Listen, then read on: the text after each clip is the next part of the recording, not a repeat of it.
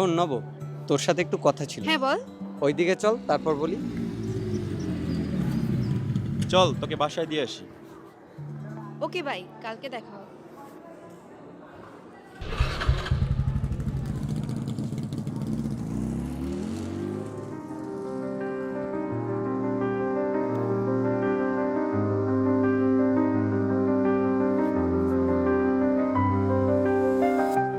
তোমরা আমার জন্য কিছুই করো নাই।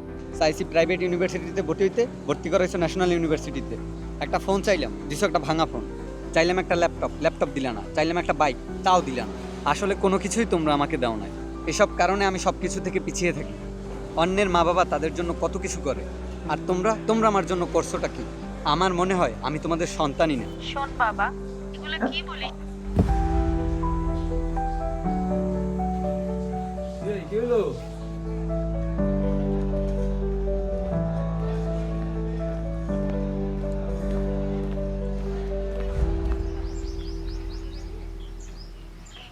ভাইয়া চানাচুর দেবো? হুম চানাচুর লাগবে? হুম।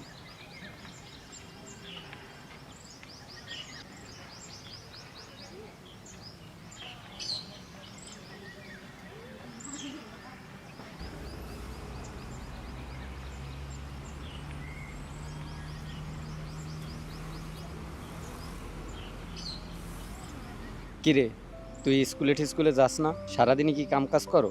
ভাই কাম না করলে মাইরে দেখতে গেলে।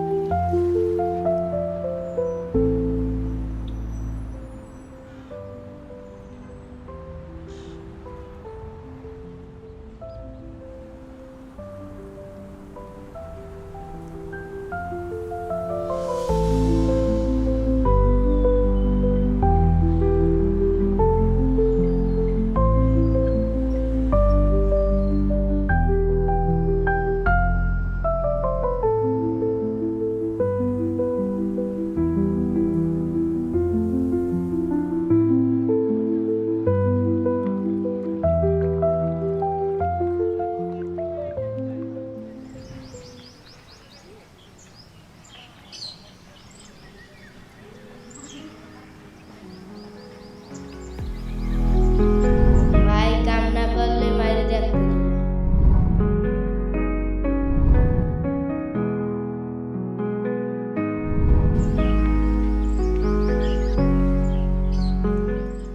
আমার অভাবটা ছিল শখে, আর ওদের অভাবটা বেঁচে থাকার।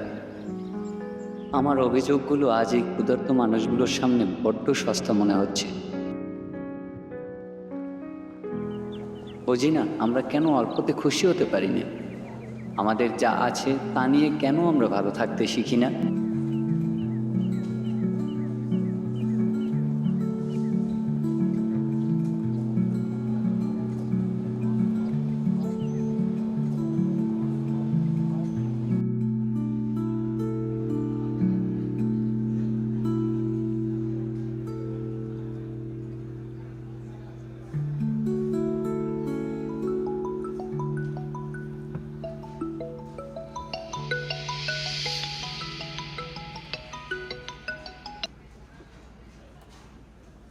হ্যালো।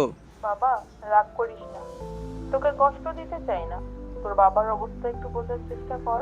আমাদের সামর্থ্য কম, তুই যা যা চাস তা আমাদের সাধ্যের থামো বাইরে। মা, আমি সরি।